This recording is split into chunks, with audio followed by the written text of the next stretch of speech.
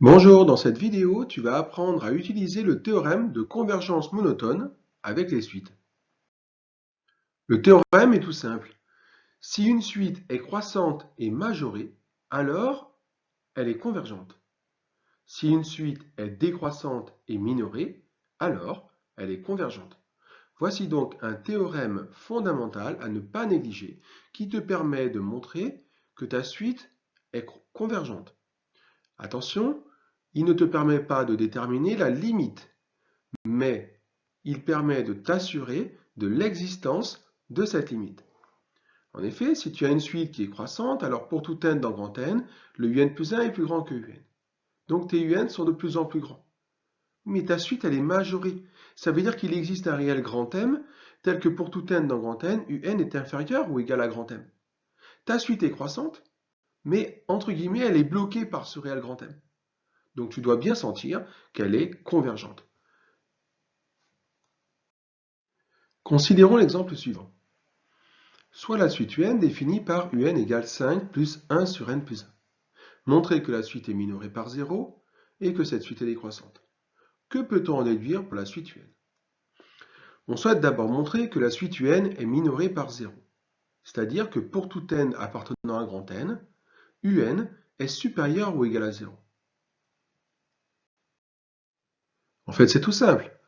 N appartient à grand N. Donc n plus 1 est strictement positif.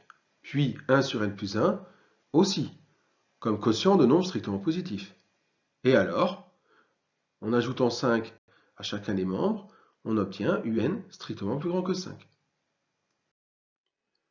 A fortiori, si un est strictement plus grand que 5, alors un est supérieur ou égal à 0. On peut alors conclure que la suite un est minorée par 0. Montrons maintenant que la suite un est décroissante. Pour cela, envisageons la différence un plus 1 moins un et montrons que cette différence est négative. Sous n appartenant à grand N, un plus 1 moins un est égal à 5 plus 1 sur n plus 2, ça c'est un plus 1, moins 5 plus 1 sur n plus 1, qui est un. On en déduit que cette différence est égale à 1 sur n plus 2 moins 1 sur n plus 1.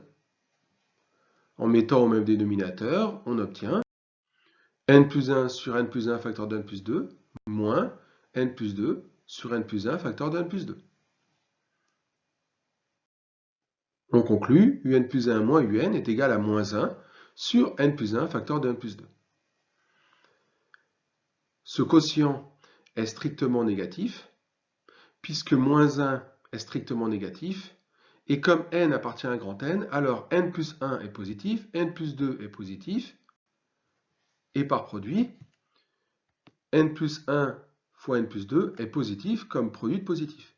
Ainsi, par quotient, en appliquant la règle des signes, un plus 1 moins un est bien strictement négatif. On peut conclure que la suite un est décroissante. La suite un est décroissante et minorée par 0. On peut alors conclure en utilisant le théorème de convergence monotone que la suite est convergente. Note que le minorant qu'on vient de trouver, ici 0, n'est pas la limite de la suite un. En fait, cette suite-là, on pouvait très bien montrer qu'elle était convergente en calculant sa limite.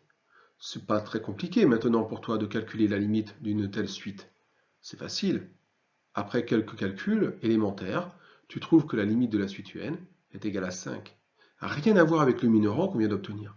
Donc attention, le théorème de convergence monotone te permet de t'assurer de l'existence d'une limite, c'est-à-dire de t'assurer que la suite est convergente, mais le minorant que tu vas obtenir n'est pas forcément la limite en question. Donc évite de conclure les erreurs classiques des élèves de terminale qui écrivent un est décroissante et minorée par 0, donc la suite est convergente vers 0. Non, non, non, non, non. Ton minorant n'est pas forcément la limite. On conclut seulement que la suite est convergente, point. À bientôt pour une nouvelle vidéo.